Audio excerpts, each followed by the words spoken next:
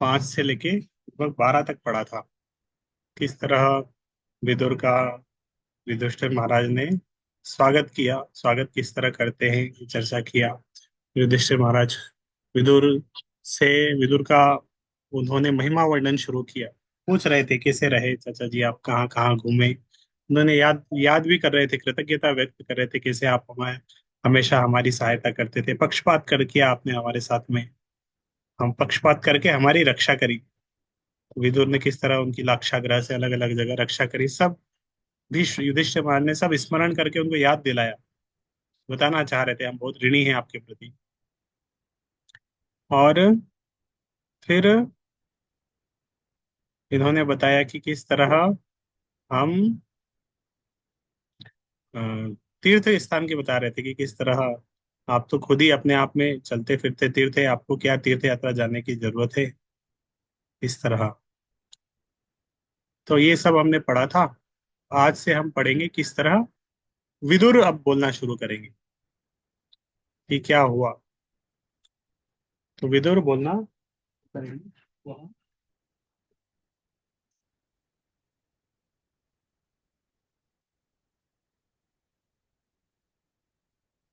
भगवान युधिष्ठिर द्वारा इस तरह पूछे जाने पर महात्मा विदुर ने क्रमशः सब कुछ कह सुनाया। तो जहां जहां गए, जिधर जिधर भ्रमण किए, कैसे रहते थे, कहाँ कहाँ मंदिरों में गए, कहाँ कहाँ भक्तों से मिले, सब कुछ बताया जो उन्होंने अनुभव किया था। केवल यदुवंश के विनाश की बात उन्होंने, क्योंकि उन्होंने युधिष्ठिर महाराज ने पूछा था आप तो द्वारका भी गए होंगे, वहां भगवान कृष्ण यदुवंशी सब कैसे हैं, ये भी पूछा था। लेकिन वो बात भगवान ने विदुर ने नहीं बताई, यदुवंश के विनाश। अननेसेसरी बता देंगे, एकदम से माहौल खराब हो जाएगा, रोना गाना शुरू हो जाएगा। तो इसलिए उन्होंने वो सब नहीं बताया, माहौल बिगड़ जाएगा इसलिए। नन्नु प्रियम दुर्विशहम नृणाम स्वयं उपस्थितम नावेदयत स करुणो दुखितान द्रष्टुमक्षमः। दयावान महात्मा विदुर पांडवों को कभी भी दुखी नहीं देख सकते थे, अतः उन्होंने इस अप्रिय तथा असह्य घटना को प्रकट नहीं होने दिया, क्योंकि आपदाएं तो अपने आप आती हैं। तो विदुर बहुत एक्सपर्ट थे, विदुर बहुत ज्ञानी थे। विदुर नीति बहुत फेमस है राजनीति में। तो वो नहीं चाहते थे एकदम से दुख का माहौल बन जाए, बदल जाए। इसलिए उन्हें अप्रिय घटना को बताया नहीं, और अप्रिय ऐसी वैसी नहीं थी, असह्य घटना थी कृष्ण का धराधाम से जाना, पूरे यदुवंश का जाना। तो उन्होंने बताया नहीं, उन्होंने सोचा कि जब पता चलना होगा अपने आप पता चल जाएगा, मैं क्यों बताऊं। नीति शास्त्र के अनुसार ऐसा अप्रिय सत्य नहीं कहना चाहिए जिससे अन्यों को कष्ट हो। विपदा सदैव प्रकृति के अनुसार स्वतः आती है, अतः इसका प्रचार करते हुए इसे अधिक उभारना नहीं चाहिए। तो विपदा आनी है, आ जाएगी, हम क्यों प्रचार करें विपदा का। विदुर जैसे दयावान व्यक्ति के लिए विशेष रूप से पांडवों के साथ व्यवहार करते हुए यदुवंश के विनाश जैसी अप्रिय घटना को उद्घाटित करना प्रायः असंभव था। इसीलिए उन्होंने जानबूझकर ऐसा नहीं किया। तो इसलिए उन्होंने जानबूझ के विदुर ने बताया नहीं कि क्या करना है।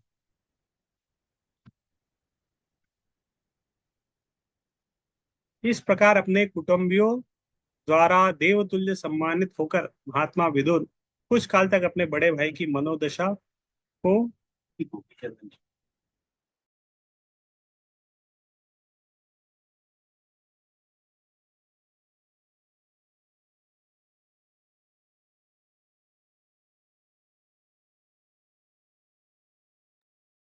इस प्रकार अपने कुटुंबियों द्वारा देवतुल्य सम्मानित होकर महात्मा विदुर कुछ काल तक अपने बड़े भाई की मनोदशा को ठीक करने के लिए तथा इस प्रकार अन्य सबों को सुख देने के लिए वहां पर रहते रहे। तो विदुर कुछ समय रहे हस्तिनापुर में, और हस्तिनापुर में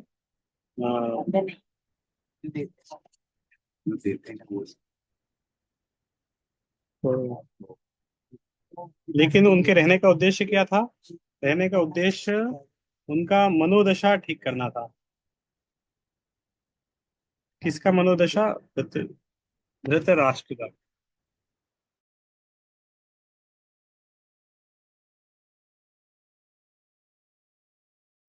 धृतराष्ट्र का मनोभाव ठीक करना, धृतराष्ट्र को ठीक करने के लिए रह रहे, ऐसा नहीं था कि वो वहां रह रहे हैं कि चलो भाई बढ़िया, अब तो युधिष्ठिर राजा बन गया है। युधिष्ठिर राजा मतलब अब हमें कोई कुछ कहने वाला नहीं है। पहले धृतराष्ट्र पसंद नहीं करता था, दुर्योधन बस बहुत कुछ बोलता था। अब तो हमारा ही राज्य है, तो बढ़िया रहेंगे, अच्छे से आराम से उधर मजे करेंगे। तो इस मनोभाव से युधि विदुर नहीं गए थे, वहां मजे करने के लिए नहीं गए थे। उनके जाने का बस एक ही उद्देश्य था, धृतराष्ट्र का उद्धार करना। धृतराष्ट्र के प्रति उनका बहुत करुणा थी। धृतराष्ट्र के साथ बहुत करुणा थी, और धृतराष्ट्र को वो करने के लिए, धृतराष्ट्र को सुधारने के लिए वो वहां पे गए।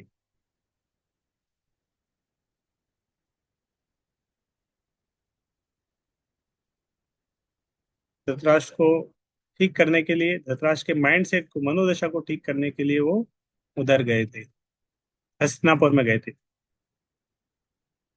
विदुर जैसे महात्मा पुरुषों का सत्कार स्वर्ग के निवासियों जैसा होना चाहिए। उन दिनों स्वर्ग के निवासी महाराज युधिष्ठिर जैसे लोगों के घरों में आया करते, और कभी कभी अर्जुन जैसे व्यक्ति स्वर्ग लोक की यात्रा किया करते थे। नारद तो ऐसे अंतरिक्ष यात्री है जो बिना रोक टोक के न केवल ब्राह्मण भौतिक ब्रह्मांडों में अपितु आध्यात्मिक लोकों में भी विचरण कर सकते हैं। नारद भी महाराज युधिष्ठिर के महलों में आते जाते थे, तो फिर अन्य देवताओं के विषय में कहना ही क्या। संबंध लोगों की आध्यात्मिक संस्कृति से ही विभिन्न लोगों के मध्य इसी शरीर से यात्रा कर पाना संभव है। तो पहले के समय में यहाँ के लोग भी स्वर्ग में जा पाते थे, स्वर्ग के लोग यहाँ पे आ जाते थे। लेकिन जैसे ही कलयुग शुरू हुआ, ये आना जाना बंद हो गया, आते नहीं अब वो। अतः महाराज युधिष्ठिर ने विदुर का ऐसा ही सत्कार किया जैसे देवताओं का होता है। तो देवताओं का जिस तरह होता है, अतिथि देवो भव, बहुत आलीशान स्वागत हुआ था विदुर का। अच्छे से रहने के लिए, खाने के लिए सारा व्यवस्था था। लेकिन महात्मा विदुर पहले ही वानप्रस्थ जीवन स्वीकार कर चुके थे। अतः वे अपने पैतृक महल में भी कोई भुख सुख भोगने नहीं आए थे। ऐसा नहीं बोलता था चलो अभी आए हैं, हमारा मनपसंद आइटम्स बनाओ। ऐसा नहीं बोल रहे थे कि चलो अब आए हैं तो कुछ दिन अच्छे अच्छे आइटम खा लेते हैं, मन पसंदीदा आइटम। तो ऐसा कुछ नहीं था, वो वानप्रस्थ जीवन की तरह ही रह रहे थे। उन्होंने अपनी कृपा से ही महाराज युधिष्ठिर द्वारा अर्पित सेवा भाव का स्वीकार किया, लेकिन उस महल में रहने का एकमात्र उद्देश्य अपने बड़े भाई धृतराष्ट्र का उद्धार करना था। धृतराष्ट्र को प्रचार करने के लिए आए थे। विदुर एक प्रचारक है, प्रीचर है वो, जिसको जिसको जिसके प्रति करुणा है, जिसको प्रचार करना चाहते उसको छोड़ते नहीं। ऐसा नहीं चलो अब वो किसी को हम प्रचार कर रहे थे, नहीं प्रचार कर पाए, छूट गया, छोड़ो अब जो अपने हिसाब से। फिर से आए उनको प्रचार करने, जो संसारिकता में अत्यधिक आसक्त थे। धृतराष्ट्र ने महाराज युधिष्ठिर से युद्ध करके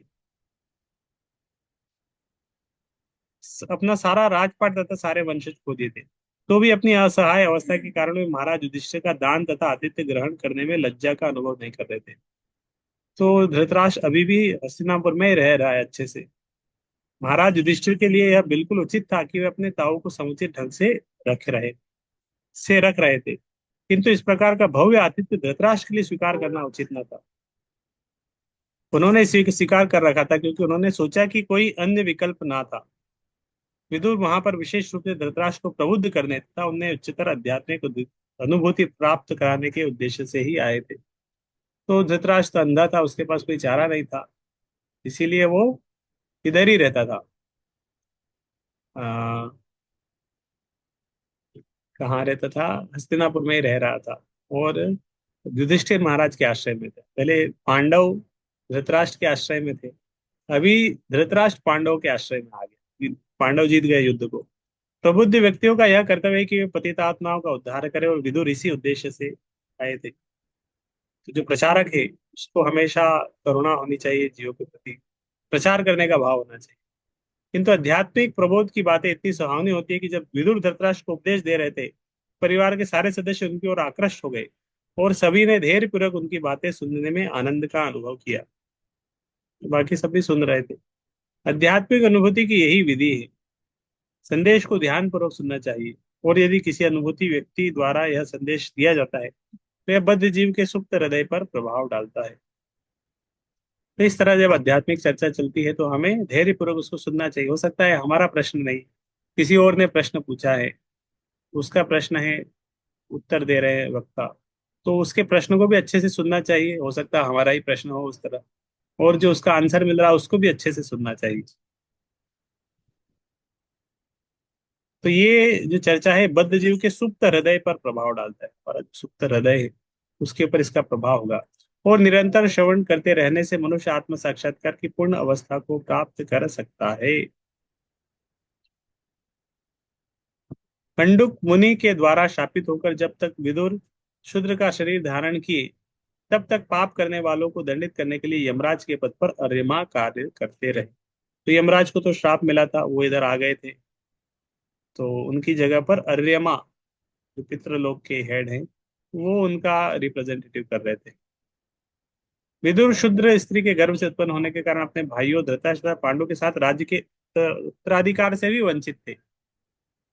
तो भला ये धृतराष्ट्र तथा महाराज युधिष्ठिर जैसे विद्वान राजाओं एवं क्षत्रियों के शिक्षक पद पर कैसे रह सकते थे?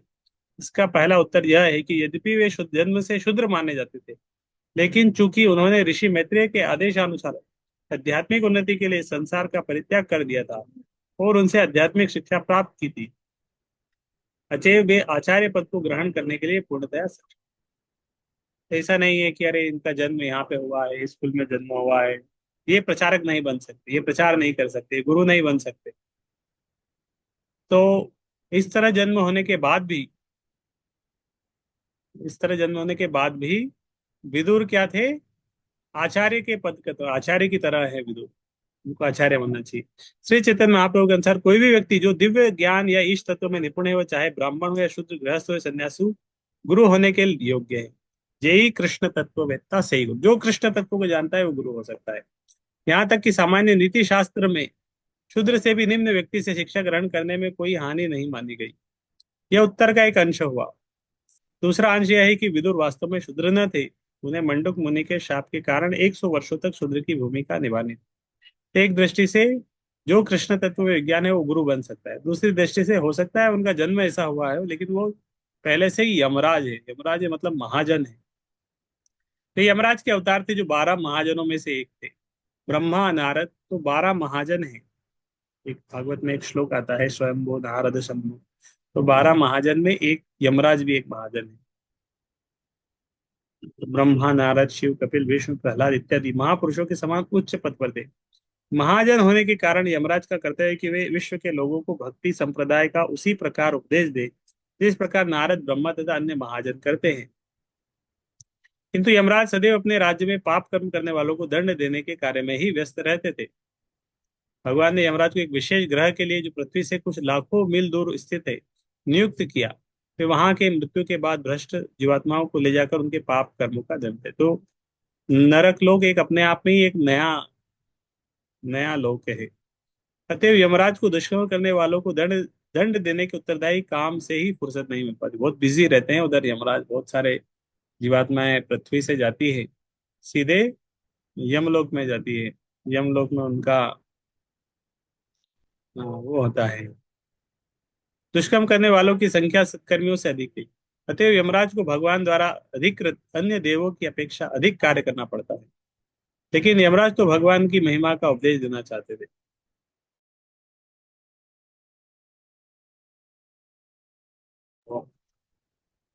लेकिन यमराज तो भगवान की महिमा का उपदेश देना चाहते थे। अतएव भगवत इच्छा से मंडुक मुनि के शाप के कारण उन्हें विदुर के अवतार रूप में इस पृथ्वी पर आने का मौका मिला और महान भक्त की तरह निरंतर भगवान की सेवा में जुटने का मौका मिला। ऐसा भक्त ना तो शूद्र होता है न ब्राह्मण, पर संसारी समाज के इसे विभाजन से परे होता है। इस प्रकार भगवान शुकर के रूप में अवतरित होकर भी न तो शुकर है ना ही ब्रह्मा।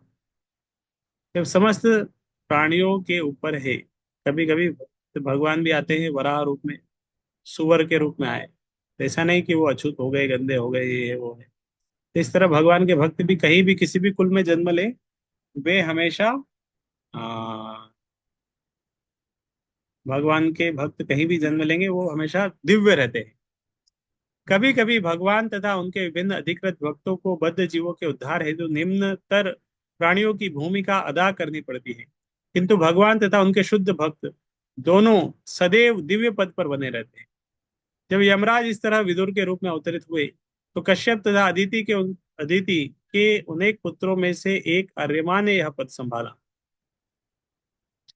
तो कश्यप अदिति, ये उनके पुत्र हैं जो सारे देवता हैं, उनमें एक अर्यमा है।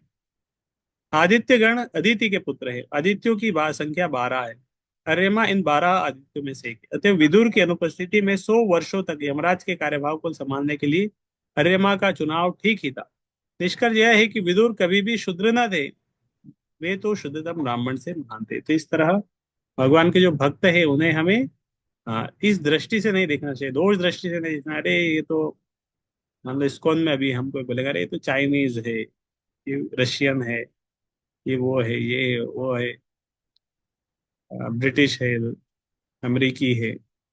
तो जो भी है अब वो वैष्णव है, भक्त है।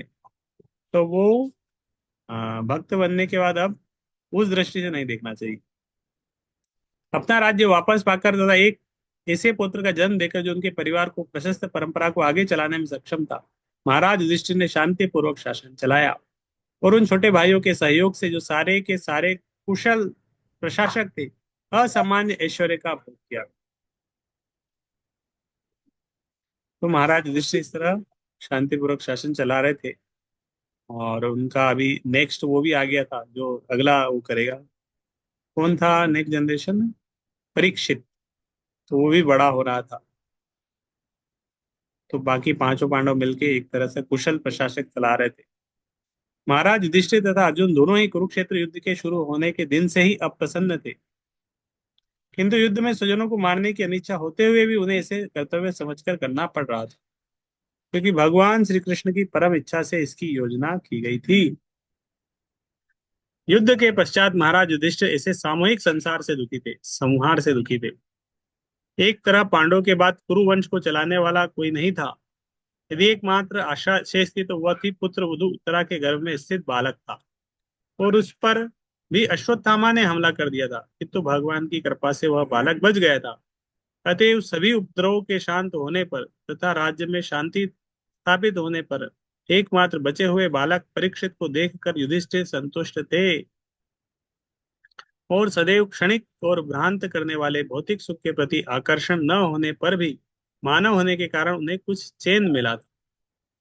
इस तरह एवं ग्रहेषु सक्तानां प्रमत्तानां तदिह अत्यक्रामद विज्ञातः कालः परम दुस्सरः। जो लोग घरेलू मामलों में अत्यधिक लिप्त रहते हैं, उन्हीं के विचारों में मग्न रहते जाते हैं। उन्हें दुस्तर सनातन काल अनजाने ही धर दबोचता है। कब काल किसको कब कहाँ किसे दबोचे पता नहीं।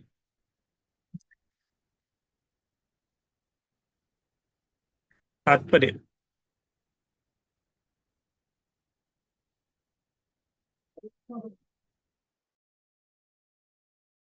ये आ,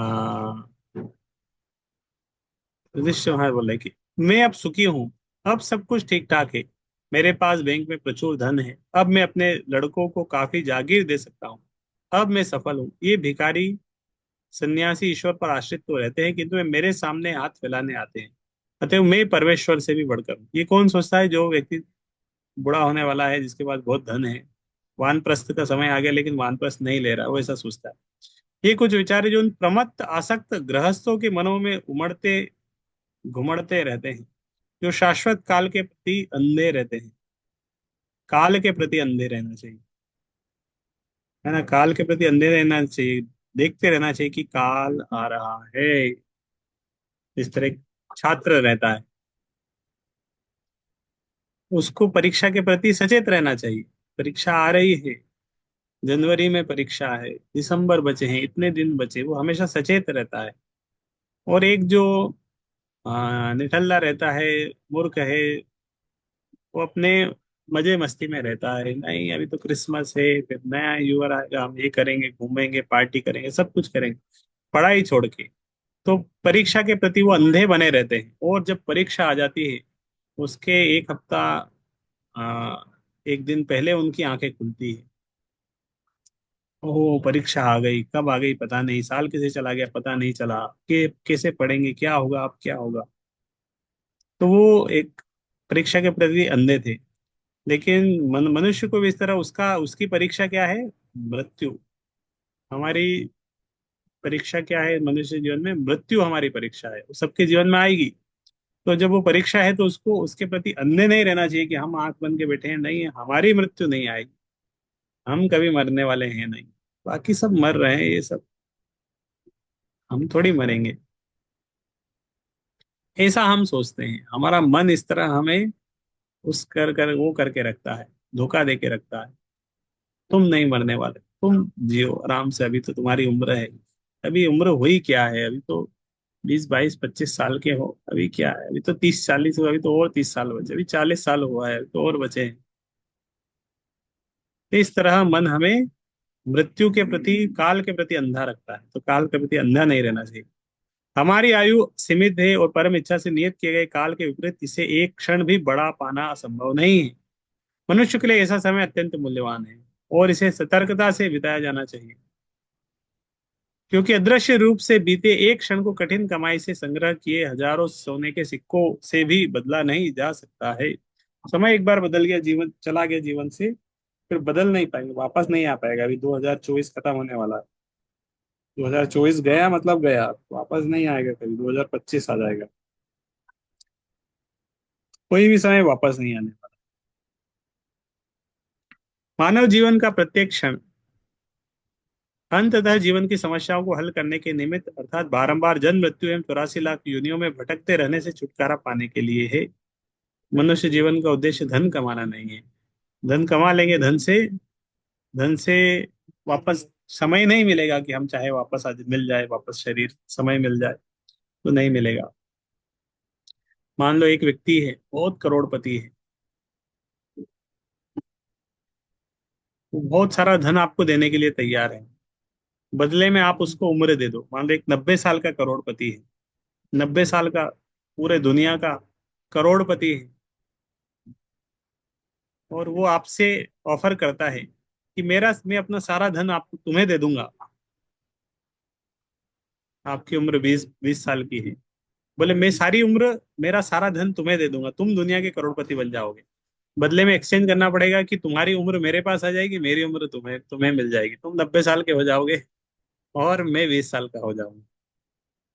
ऐसा अगर ऑफर आपके पास आएगा कि आप दुनिया के करोड़पति बन जाएंगे, लेकिन आपकी उम्र सीधे 90 साल हो जाएगी, कोई है जो स्वीकार करेगा ऐसा ऑफर? कोई नहीं करेगा, क्योंकि करेंगे क्या धन को? 90 साल हो गए, हम जीवन मरने वाले हैं, 90 साल बाद एक एक दिन अंत ही चलेगा। तो शरीर, धन बहुत आ जाएगा लेकिन धन का भोग ही नहीं कर पाएंगे। तो धन से ज्यादा कीमती है समय, और वो समय का कैसे उपयोग करना चाहिए, प्रत्येक क्षण अंततः जीवन की समस्याओं को हल करने के निमित्त, तो बारंबार जन्म मृत्यु 84 लाख योनियों में भटकते रहने से छुटकारा पाने के लिए, तो मनुष्य जीवन का समय का उपयोग भक्ति के लिए करना चाहिए, मनुष्य बंधन से मुक्त होने के लिए करना चाहिए। क्योंकि काल आ रहा है, समय आ रहा है, उसके प्रति अंधे नहीं बने रहना चाहिए। भौतिक शरीर जो जन्म तथा मृत्यु, रोग तथा बुढ़ापे से ग्रस्त होता रहता है, जीव के समस्त कष्टों की जड़ है। अन्यथा जीव तो शाश्वत है, ना तो वो कभी जन्मता है, ना कभी मरता है। मूर्ख लोग इस समस्याओं को भूल जाते हैं, उन्हें इसका पता ही नहीं रहता कि जीवन की समस्याओं को किस तरह हल किया जाए। जो लोग मूर्ख हैं वो अनदेखा रहते हैं, अंधे बने रहते हैं जीवन की समस्याओं के प्रति, उल्टे वे क्षणिक पारिवारिक झंझटों में उलझे रहते हैं, और उनकी समझ में यह नहीं आता कि शाश्वत समय अदृश्य रूप से बीतता जा रहा है। उनकी सीमित आयु हर क्षण घटती जा रही है, हर क्षण, हर समय हमारी उम्र कम हो रही है। तो हर समय उम्र कम हो रही है, तो उस समय का हम सदुपयोग नहीं करेंगे तो जीवन व्यर्थ हो जाएगा। मान लो आपने बहुत मेहनत करके एक आइसक्रीम खरीदी, 1000 रुपए की एक आइसक्रीम आपने खरीदी, डंडे वाली, जिसमें डंडा लगा रहता है। 1000 रुपए की आइसक्रीम आपने खरीदी, और फिर 1000 रुपए पे की, आइसक्रीम आपके हाथ में आ गई। अब आपको देख रहे हैं आइसक्रीम को, और आइसक्रीम पिघल रही है, टप टप टप करके वो नीचे गिर रहा है, और आप उसको खाएंगे नहीं, बस देखते रह जाएंगे। तो एक समय डंडी हाथ में रह जाएगी और आपका 1,000 रुपये व्यर्थ चले जाएंगे, और स्वाद आप कुछ नहीं ले पाएंगे। अगर मान लो आइसक्रीम आपके हाथ में, आपको फोन आ गया, फोन पे बात करने में लगे हैं, और आइसक्रीम पिघल पिघल के डंडा हाथ में रह जाएगा, समय चला जाएगा। तो इसी तरह मनुष्य जीवन भी हर क्षण घट रहा है, मृत्यु के समीप हम जा रहे हैं। तो इससे पहले मृत्यु हमारे समीप आ जाए, हमें भगवान के समीप चले जाना चाहिए, भक्ति के द्वारा हमें भगवान के पास चले जाना चाहिए, भगवान के पास चले जाना चाहिए। और जन्म मृत्यु एवं रोग तथा बुढ़ापे के चक्कर की सबसे बड़ी समस्या जो की त्यों बनी रहती है, ये भ्रम कहलाता है। किंतु जो व्यक्ति भगवान की भक्तिमय सेवा के प्रति जागरूक रहता है, उस पर यह भ्रम प्रभाव नहीं डाल सकता। युधिष्ठिर महाराज तथा उनके भाई पांडव सभी भगवान श्री कृष्ण की सेवा में लगे रहते थे, और उन्हें इस भौतिक जगत के मायावी सुख के प्रति तनिक भी आकर्षण न था। जैसा कि हम पहले बता चुके, महाराज युधिष्ठिर भगवान मुकुंद की सेवा में अचल थे, अतः उन्हें स्वर्ग में उपलब्ध जीवन के सुख का भी आकर्षण, युधिष्ठिर और पांचों पांडवों का आकर्षण नहीं था, जितना आकर्षण था भगवान के प्रति, कृष्ण के प्रति, सुख भोग के प्रति उनका आकर्षण नहीं था। इसलिए अर्जुन पहले ही बोला नहीं चाहिए हमें भोग। जैसे ही जब इनको पांचों पांडवों को पता चलता है ना कि भगवान नहीं रहे, तो तुरंत युधिष्ठिर महाराज भी बोल देते हैं, ठीक है अब हम भी वानप्रस्थ ले लेंगे।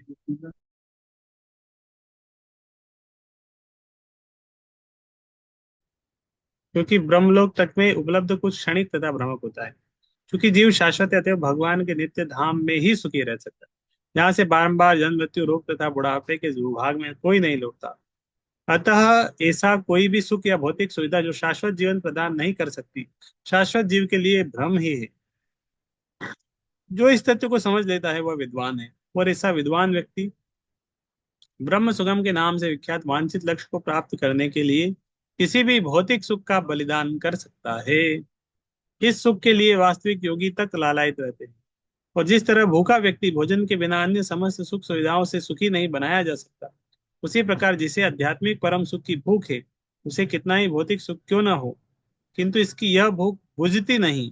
अतएव श्लोक में वर्णित उपदेश को महाराज युधिष्ठिर पर या उनके भाइयों या माता पर लागू नहीं किया जा सकता। ये धृतराज जैसे व्यक्तियों के लिए हैं, जिन्हें शिक्षा देने के लिए विदुर ऋषि हैं। तो विदुर जी ऐसा बोल रहे थे ना, ये पांडवों के लिए नहीं बोल रहे थे, वो धृतराष्ट्र के लिए बोल रहे थे, जो भक्त नहीं है उनके लिए बोल रहे थे।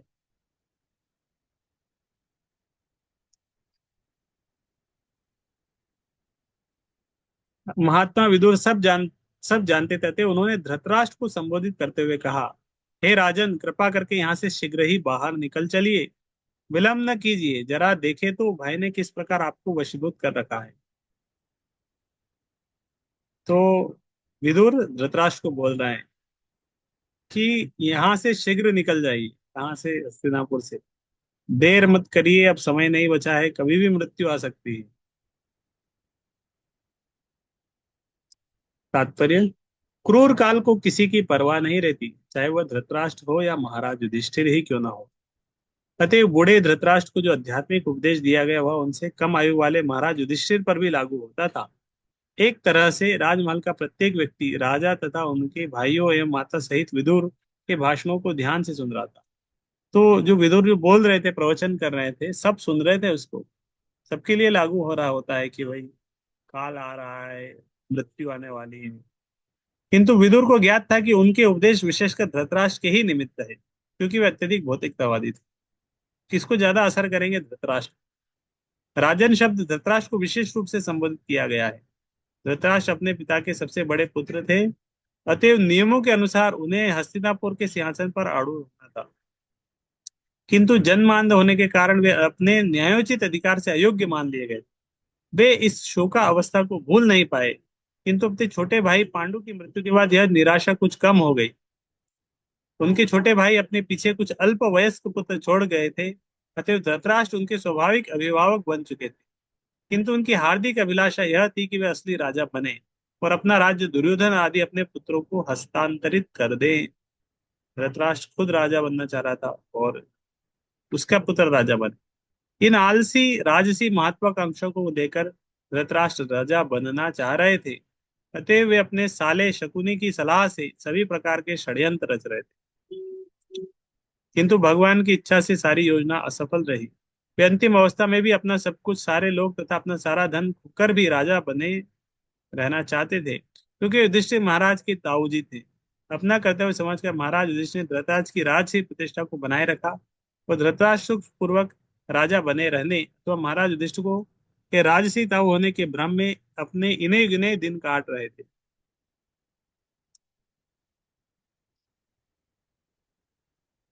विदुर धृतराष्ट्र के छोटे कर्तव्यनिष्ठ स्नेही भाई एवं एक साधु पुरुष होने के कारण एक साधु पुरुष उन्हें रोग तथा बुढ़ापे की नींद से जगाना चाह रहे थे।